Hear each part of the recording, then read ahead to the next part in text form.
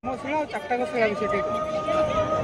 मु जगन्नाथ सेवक ये जो पंडित मैंने जो भाया एगुड़ा सब भक्त मान विभिन्न प्रकार इड सियाड़ गोटे कथा कहीकि विभूत कर कथा को मूल्य किसी मूल्य ना।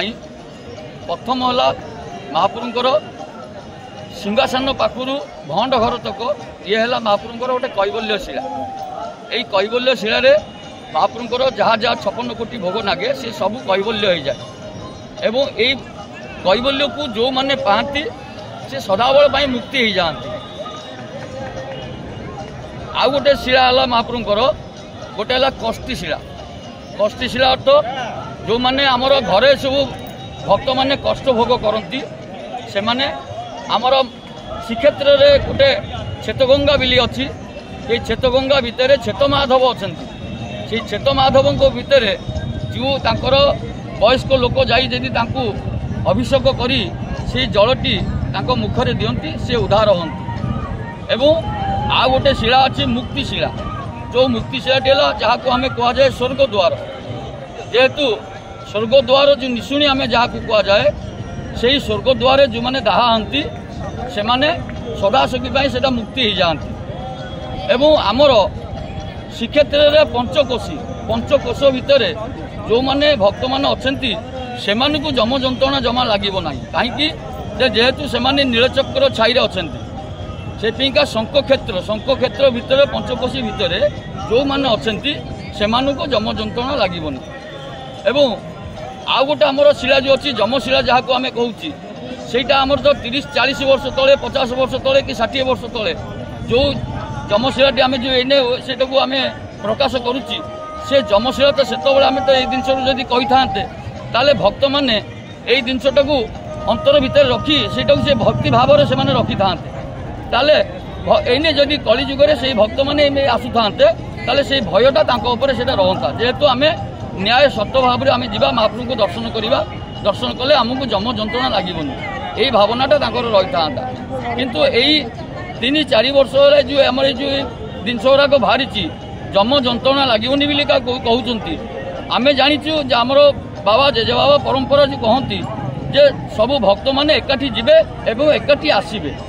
यही एकाठी जीवे एकाठी आसबे कौन ता अर्थ महाप्रभु पाखे जो भली जगन्नाथ पाखु आम जो बठाकुरे बाहर जो माँ सुभद्रा बाहर जो जगन्नाथ बाहर से टाइम सी जमी सी लाइन कर लाइन कर से भाया भक्त मैंने भी से भाया जीवा आसा करेंगे ता भितर कौन सी जाति भेदभाव किसी मान्य ना कालिया द्वार से आम एति कहया कथा चाहूँ जे भक्त मानू विभत कथा इड़ सियाड़ गुड़े कहतुनि कि जम जंत्रणा बिला कहतुनि।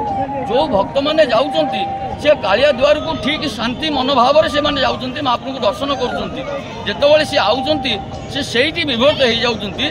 जेहेतु आमको जम जंत्रणा लगे बोलिका से भक्त मैंने धक्का संख्या हो जाती।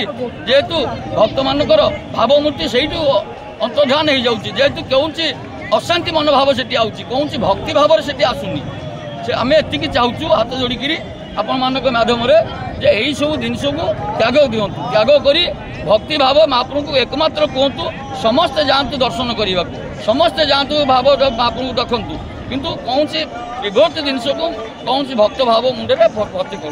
जय जगन्नाथ।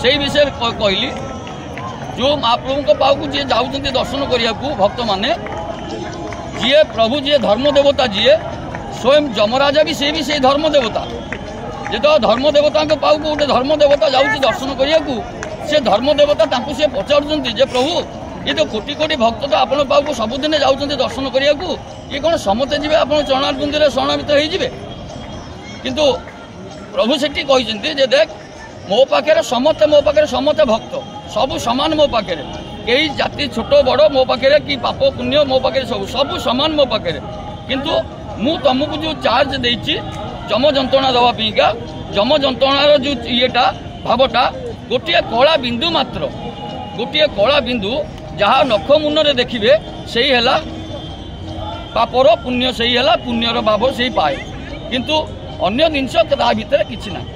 जय जगन्नाथ।